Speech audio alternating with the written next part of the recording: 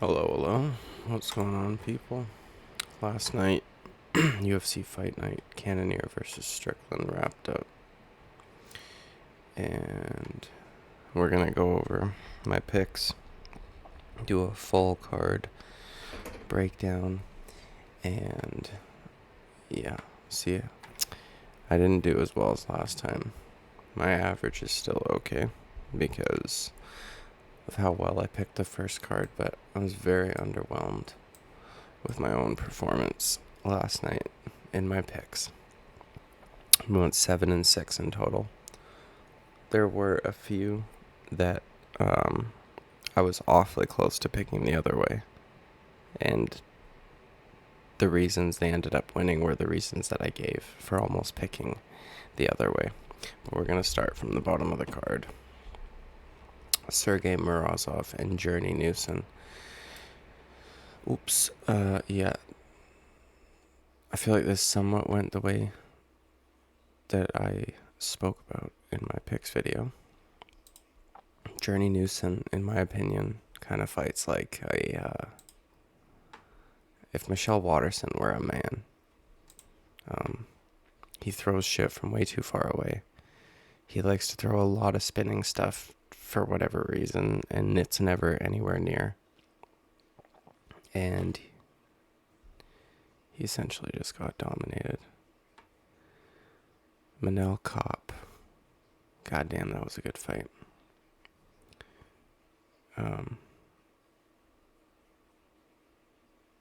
Yeah, I called that one too. We started the card off really well. Went downhill after this next fight, though.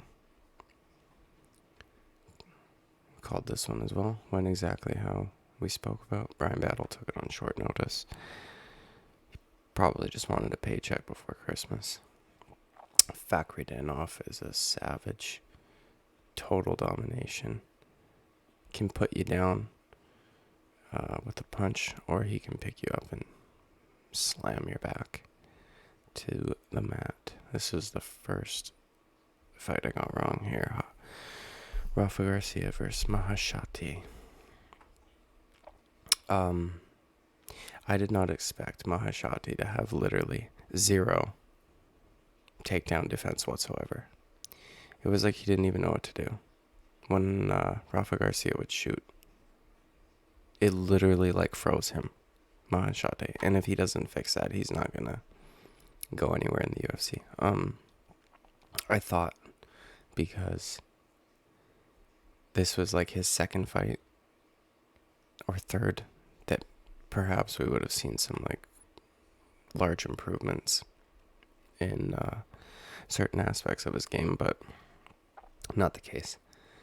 That even the striking didn't look that great, and to be honest, I'm kind of happy he lost, because I really, really fucking hate when fighters miss weight. But yeah, Rafa Garcia toughed that one out with a massive vagina on his head, brand new, like a trans person. He got himself a brand new pussy on his head. Next, I picked the underdog here, and I won. I saw the MMA guru say it was a fluke win. Bullshit. He won the reason I said he would win. Like, the finishing ability of Said Nurmagomedov is much better than Said Yakub Kakramanov. That guillotine's nasty, dude. Like, Cody Staman's a good wrestler. And was getting pieced up on the feet. Shot for a takedown. Got choked out. Said Nurmagomedov can fight anywhere. And he's got pretty good takedown defense. I feel like if Kakramanov was fighting anybody else in the bantamweight division, he would have gotten them down a hell of a lot more. Nurmagomedov is extremely wiry. Hard to control. And he's always looking for strikes. Like, even in the first round, when Kakramanov ran across the cage, sprinted through a massive punch, immediately started wrestling. There were a few moments where Nurmagomedov, when he was standing back up, he threw a few a few really short hooks and uppercuts in the clinch before they eventually separated. And just from that alone, there was already damage showing on Kakramanav's face. Like, both of these guys are going to be phenomenal in the bantamweight division. Or to, like, see them take on the upper echelons of the bantamweight. It's crazy that I don't think Kakramanav's ranked, which is insane, dude. The fact that this fight was like 15 and unranked is incredible. Bantamweight might be the deepest division. Yeah. This one. Goddamn, dude. Jake Matthews versus Matthew Semmelsberger. If anybody watched my predictions video, they'll know how close I was to picking Semmelsberger.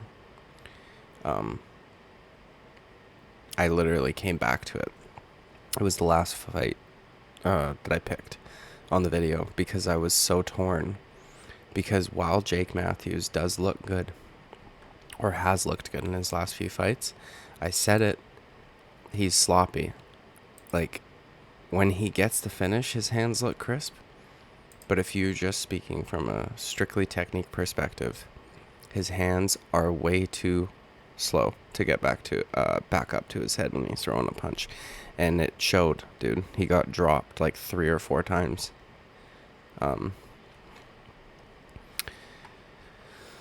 He lost every round, in my opinion. The second round, he was doing pretty good. And then he got dropped. He got dropped in the first round, and the rest of that round was essentially like a survival round. Like, I'm going to recover for 5 minutes, and then I'll come back out there in the next round. Total strikes were even in round 2, but then, again, goes and gets dropped. And when everything's totally even, that is a big deal. The commentators are being complete fucking autistic, though, talking about the scoring criteria and the damage. In my... Dude, Paul... this is a hot take. A lot of people like him because people like to shit talk on DC and Cormier, or DC and Rogan's commentary. I think Paul Felder's the worst commentator there is in terms of color commentary. Like, obviously Brendan Fitzgerald's absolute garbage compared to John Anik, but Paul Felder compared to anybody, I would rather listen to Dominic Cruz. And I don't like saying this, but maybe even Michael Bisping over Paul Felder. They would not shut the fuck up about damage, specifically during the Rafa Garcia and Mahashate fight. I think it was in the second round when that vagina opened up on Rafa Garcia's, the side of his head there. It was from one elbow, okay? It might have even been the first round, I can't remember, but point being, Rafa Garcia was doing damage that whole fight. And just because there was no visible, wide open pussy on the face of Mahashate does not mean that Mahashate did more damage. And they were literally acting like that. Oh, well, Rafa Garcia's really got to cut him. Well, Rafa Garcia's really got to get that damage back. He's getting it back. One elbow, just because it slices you open, does not win you the round on damage. Could you imagine? How fucking stupid do you guys have to be? Like, honestly, dude. Visible damage doesn't mean... It's not that base. It's not that simple. It's not a new vagina opened up on your fucking head, right? It's like, did the shot impact the fighter? There are a lot of guys who've got scar tissue all over the place. And mind you, the top of the head, side of the head, isn't typically a place one would have scar tissue, right? Like, that was probably a brand new pussy. But think about guys like Nate Diaz, right? Nick Diaz. Like, they would lose every decision ever of all time. Or yeah, it's just, you know. And then even in the Matthew Semmelsberger, this fight with Jake Matthews, they said, well, like, they were wrong on the statistics. First of all, they thought Jake Matthews was landing way more, but that wasn't the case. And then Semmelsberger ended up getting the knockdown, and then Jake Matthews automatically loses the round. It's like, okay, well, this time yes, but you guys are wrong on the numbers, right? If the difference being, like, if Matthew Semmelsberger had only landed that shot and Jake Matthews had landed 20 significant strikes, I don't think just because you got dropped, like little flash knockdown, immediately start shooting for a double leg, I don't think that automatically gives you the round. And if that's the case, like, Nate Diaz, like, it's just, oh man, I don't know. Nate Diaz would never lose if that was the scoring criteria. Nate Diaz doesn't get dropped or rocked, you know what I mean? Like, sometimes he'll get rocked. He's got a really good poker face, though. And then if you're not allowing the judges to see it, then it's not technically visible damage. But they would not shut the fuck up about that, and I was getting really frustrated. And it's all because of this past weekend's horrible judging. Judging was a lot better tonight. Thankfully, I didn't hear Doug Crosby's name. I think there was only one split decision anyways, though, so they wouldn't usually tell us the names unless there was a split. But, point being, the exact reason I was hesitant to pick Jake Matthews was why he lost. His defense is lacking, and you forget that just because someone is young does not make them new, right? And when you see a young guy like Jake Matthews, you expect great leaps of improvement in between fights.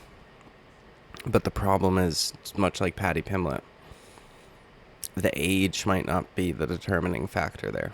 If you're a 28-year-old like Paddy Pimblett with 25, however many professional fights he has, you've peaked, you know? Like, there's not much else you're going to get, but especially striking. You could pick up jiu-jitsu later in the game. You could work. You could make it work. You could sort of tailor your game in jiu-jitsu to fit your body shape and, you know, muscle, like fast twitch, slow twitch, whatever you got later in life. But when you're a fully formed adult and you try to pick up striking, like, that doesn't work.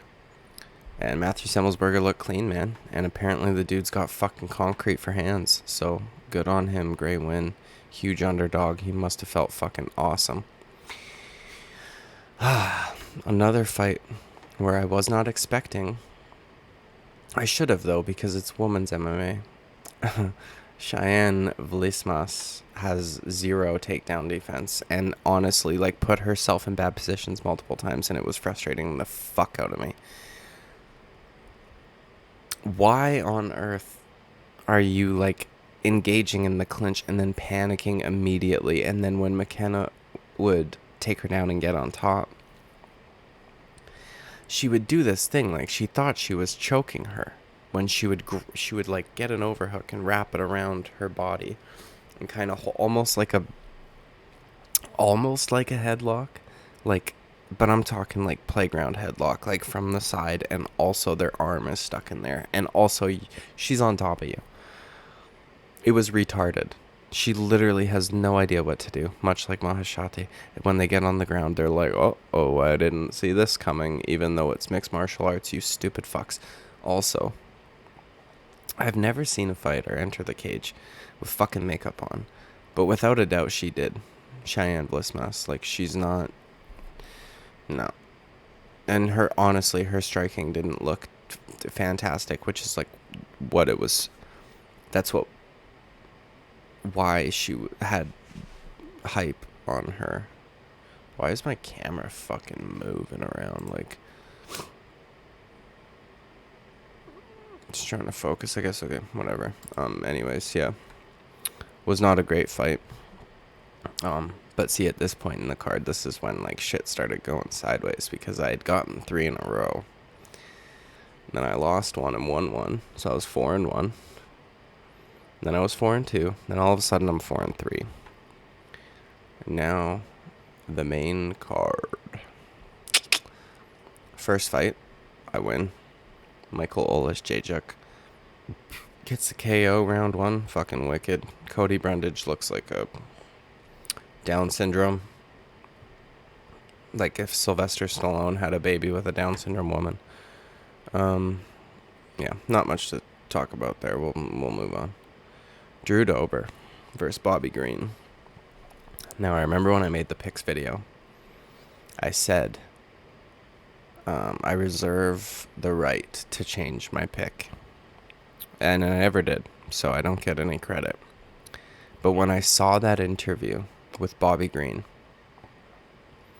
at the media scrum day or whatever, I was a little concerned. I forget that guys like Kevin Holland and Bobby Green, I don't know if it's that they're trying to act cool or they legitimately have the worst ADHD any humans ever had, ever. But especially when they're fighting in the apex. And you can hear specifically who's saying what out in the crowd. It seems like they don't know what the fuck to do. Like they just lose all focus. And it's ridiculous. Like, figure it out. You're in a fight, you fucking idiot. You're not trying to make yourself look cool to your friends. Like, even, man, I really hate this shit.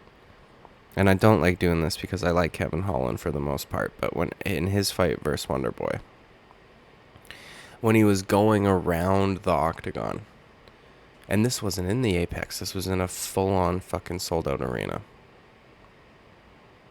At least, I think so. I'm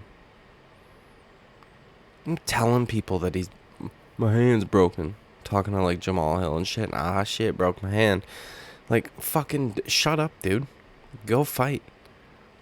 Wonderboy Thompson had a fucked hand in that fight. He didn't say a goddamn word. Even after the fight. When Kevin Holland was complaining about it at the post-fight speech or whatever. When Cormier goes in there. Yeah, I broke my hand. I don't know, man. Like, shut the fuck up.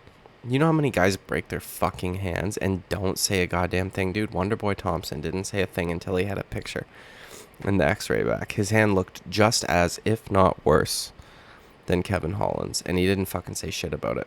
You don't need to go talk to Jamal Hill while you're fighting. Because he's just trying to make himself look cool. Hey, just so you know, I'm probably going to lose. Broke my hand. I don't know what to tell you. Bobby Green does the same sort of shit, dude. He talks, and it's worse when it's in the apex because everybody can hear everything.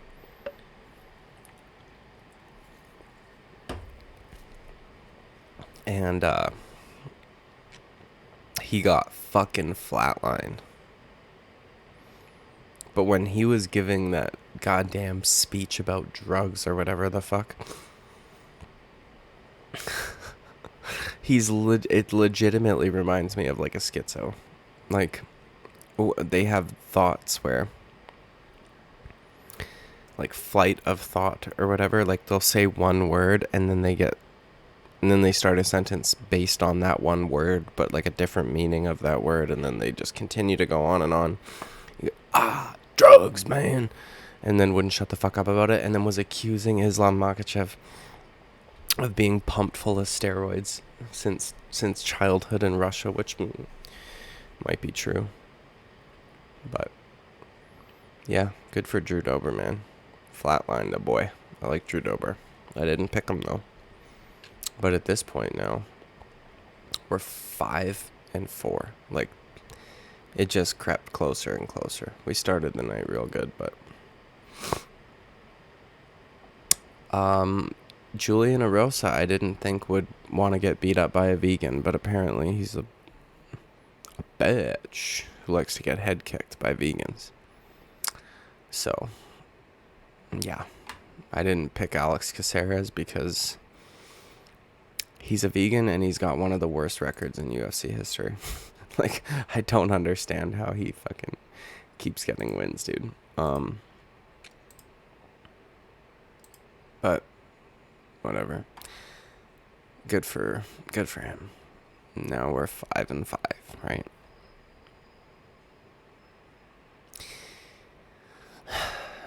Amir Albazi versus Alessandro Costa. I picked Amir Albazi to win because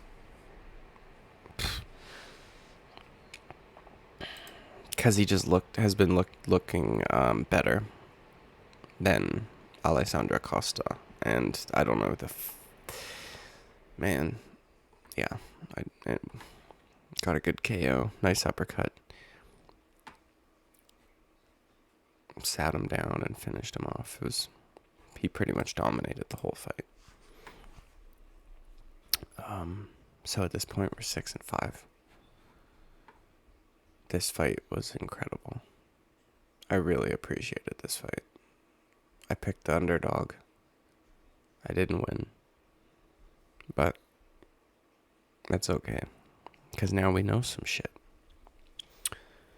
Arman Tsarukyan defeats Damir Ismagulov via unanimous decision.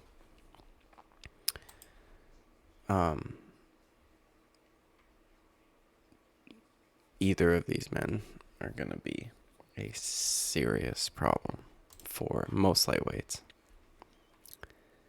Damir Ismagulov has some of the best takedown defense I have ever seen in my life. And he shows you how goddamn important hand fighting is. And with that being said, he still got taken down 7 times. Arman Tsarukyan's takedowns are incredible. His trips are fantastic. He switches it up almost every time. The attacks he has off of his left leg are phenomenal. Like, his head kick is like just no switch, no nothing, just whips it up there like a whoopsh. No wind up, very little telegraph. It's very impressive. He was getting tagged a bit on the feet,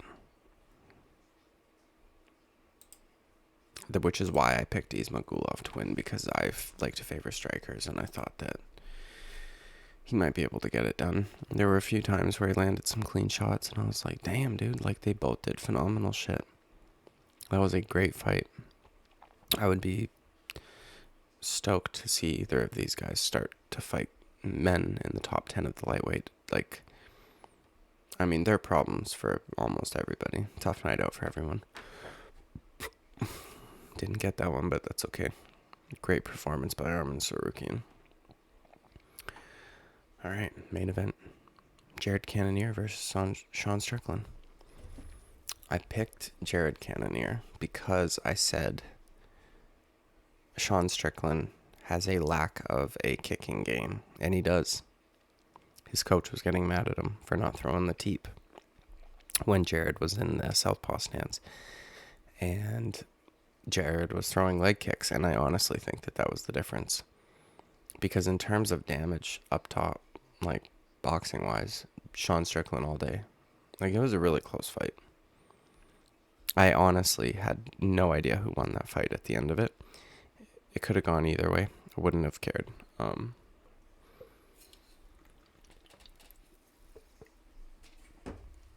I've seen some people calling it a robbery. It's not, in the classic sense of the word. The problem is everybody defending it doesn't understand why one might call it a robbery. The reason why I would is because, and I've seen other people disagree with this. I've seen other people, like the MMA gurus, say, like, if someone won 4 rounds, it's Sean Strickland.